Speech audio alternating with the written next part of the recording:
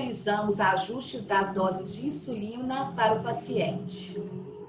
Então, aí assim, a dose de insulina, a gente é um pouquinho mais difícil, porque assim, depende de que taxa de filtração glomerular o teu paciente está. Então, se ele tem uma taxa de filtração glomerular em torno de 40, 50, se ele já está usando insulina, você vai ver que ele vai precisar de redução de dose. Tá? Então, você vai reduzindo dose conforme a glicemia capilar. Se seu paciente não está em uso de insulina, você vai diminuir as medicações. Pô, mas espera aí, se eu estou falando que meu paciente na doença renal ele pode ter resistência à ação da insulina e piorar a glicemia, se eu diminuir a dose para as doses preconizadas para essa taxa de filtração glomerular, meu paciente vai ficar hiperglicêmico.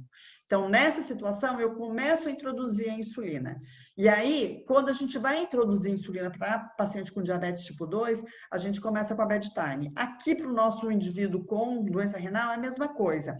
Só que ao invés de eu fazer lá um cálculo de dose de 0,1 a 0,2 unidades por quilo, eu vou fazer metade disso. Então, eu vou começar com 0,1. Eu vou bem mais devagarzinho. Então, eu vou bem mais no passo a passo para eu evitar esse efeito deletério da medicação ficar circulando muito tempo e meu paciente fazer hipoglicemia. Porque num indivíduo desse, que tem doença renal e que tem outras comorbidades, e o paciente com doença renal é um paciente de maior risco para doença cardiovascular, então hipoglicemia é muito deletério para esse paciente. Então, se esse indivíduo tiver hipoglicemia, eu corro o risco dele fazer arritmia cardíaca, dele ter uma alteração de vasoconstrição, vasodilatação e não conseguir fazer suplemento sanguíneo e levar um infarto. Então, tem vários efeitos que podem decorrer disso. Então, fazer a titulação no passo a passo, ela é mais interessante do que falar assim, tirei tudo e agora vou colocar só a insulina. Então, tira a medicação, vai introduzindo insulina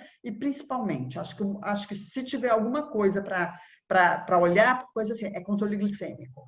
Então, para você entender qual horário que o teu paciente precisa de insulina, o ideal é fazer controle glicêmico, tá? Então, fazer a monitorização da glicemia capilar antes do café, 2 horas depois do café, antes do almoço, 2 horas depois do almoço, antes do jantar, 2 horas depois do jantar, e no outro dia de manhã, você consegue ter uma visão do dia do teu paciente. E ele não precisa fazer isso todo dia. Se, por exemplo, quero saber se eu vou entrar com insulina para o meu paciente ou não.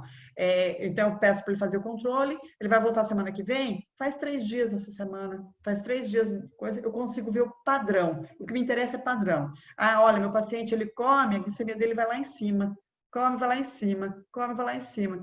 Então, não adianta eu querer dar uma insulina que vai agir 24 horas, eu tenho que dar a insulina para refeição. Aí eu vejo que o café da manhã dele é o pior. Então, começa com o café da manhã. Não, olha, ele dorme muito bem, mas acorda muito ruim. Ele está precisando de insulina à noite, porque o fígado, o rim está trabalhando. Então, começa com insulina à noite. Então, a monitorização, ela consegue te dar esse direcionamento, mas sempre com a mão mais leve, tá? Com dose reduzida.